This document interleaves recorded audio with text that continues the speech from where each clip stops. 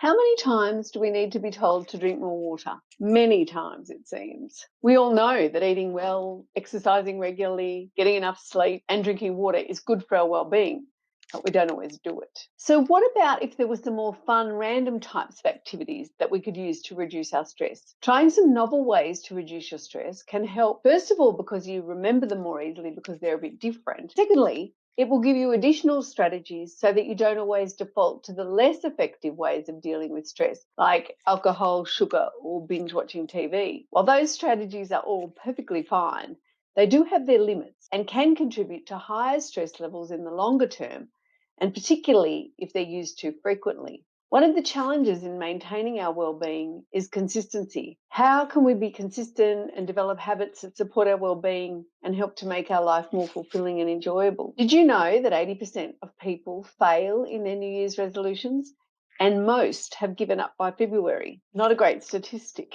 There has been a great deal of research into what helps people develop effective habits and why we don't change even when it's detrimental to our own health not to change. One strategy that I've found helpful and that's backed by research into habit building is to start small and adopt one practice at a time. In this video, I'm going to share with you some of the more interesting and perhaps quirky ways that you can use to beat stress, most of which I've tried myself. Choose just one strategy from the list and add it to your own repertoire of wellbeing practices.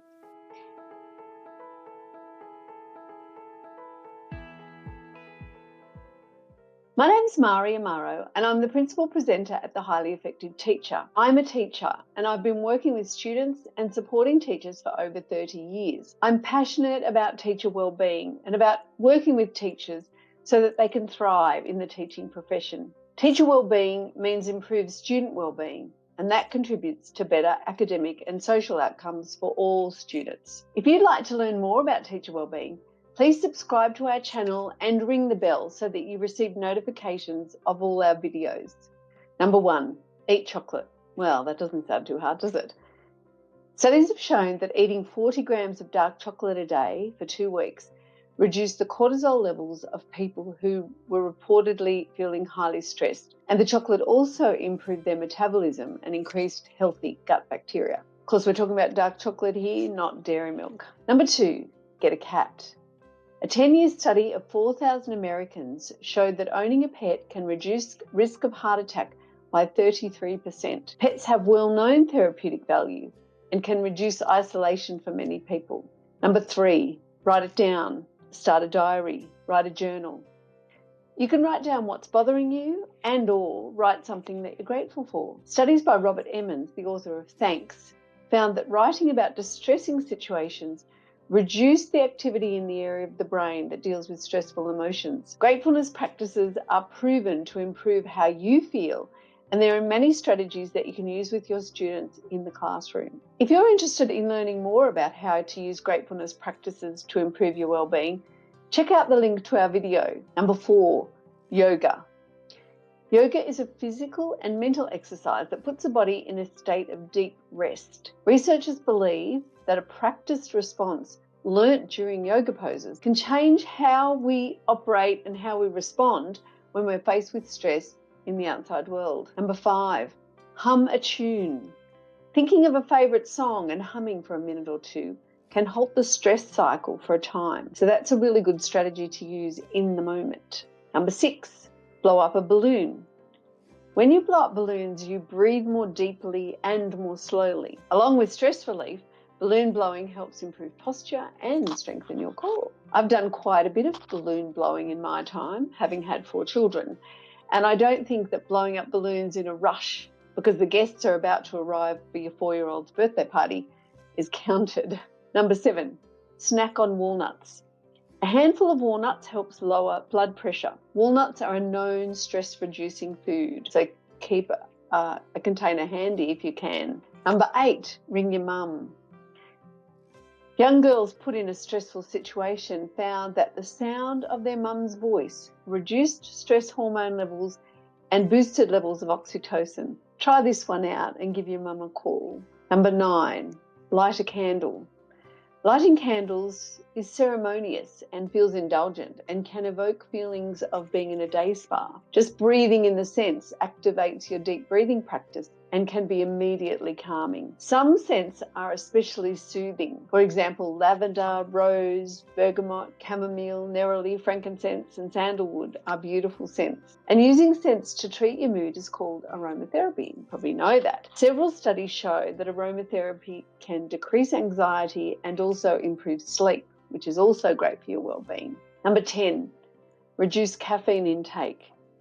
This probably doesn't sound either fun or quirky, but high caffeine intake increases your heart rate and can also keep you awake at night. My husband drank loads of coffee, black with 2 sugars, and he worked long hours. And one point he noticed that he was shaking kind of uncontrollably and having heart palpitations, and he decided to cut down right then. Number 11, chew gum. One study showed that people who chew gum had a greater sense of well-being and lower stress. And one possible explanation is that chewing gum causes brain waves similar to those of relaxed people. Another explanation may be that chewing gum promotes blood flow to your brain. Additionally, another recent study found that stress relief was greatest when people chewed more strongly. I wouldn't recommend this at school though. Number 12, laugh. It's hard to feel anxious when you're laughing. Laughter reduces cortisol, adrenaline, and increases endorphins. It's good for your health, and there are a few ways that laughter may help relieve stress. It relieves your stress response, it relieves tension by relaxing your muscles, and in the long term, laughter can also help improve your immune system and your mood. A study among people who had cancer found that people in the laughter intervention group experienced more stress relief than those who were simply distracted. Try watching a funny TV show or hanging out with friends who make you laugh. And in the classroom, I used to play some games that made the kids laugh. Like there's one called Make the King Laugh, and there's another one called Who Will Buy My Donkey? Great ones to look up. Number 13, learn to say no. Not all the things that stress you are within your control, but some things are. So it's important to take control over the parts of your life that you can change and that are causing you stress. One way to do this may be to say no more often. This is especially true if you find yourself taking on more than you can handle, because juggling many responsibilities can leave you feeling overwhelmed. So being selective about what you take on and saying no to things that will unnecessarily add to your load can reduce your stress levels. If you're interested in learning more about teacher burnout, check out the link to our video where I talk about locus of control and how it contributes to teacher well-being. Number 14, dance. Play music you love and play it loud. Dance around the room. You know that saying, dance like nobody's watching? I use this strategy before I run a workshop, when I'm in front of the computer all day, and just when I feel down or low in energy. It's guaranteed to make you feel better. And just like exercise, it increases endorphins and gives you a feel-good buzz. Number 15, sing. Same thing. Sing like no one can hear you. This is what I do when I'm driving, especially if I've been listening to too much news. I've stopped listening to the news on my way home and instead play some music I love and sing along. It's such a stress buster. And I find that ballads can be the best. And even having a good cry to a sad song can make me feel good. Number 16, cuddle. Cuddling, kissing, hugging, and sex can all help relieve stress. Positive physical contact can help release oxytocin and lower cortisol levels. And this can help lower blood pressure and heart rate, both of which are physical symptoms of stress. Interestingly, humans aren't the only animals who cuddle for stress relief. Chimpanzees also cuddle friends who are stressed. Let me know what fun and quirky ways you use to reduce your stress. Write them in the comments below. Thanks for watching the video. Stay safe and happy teaching.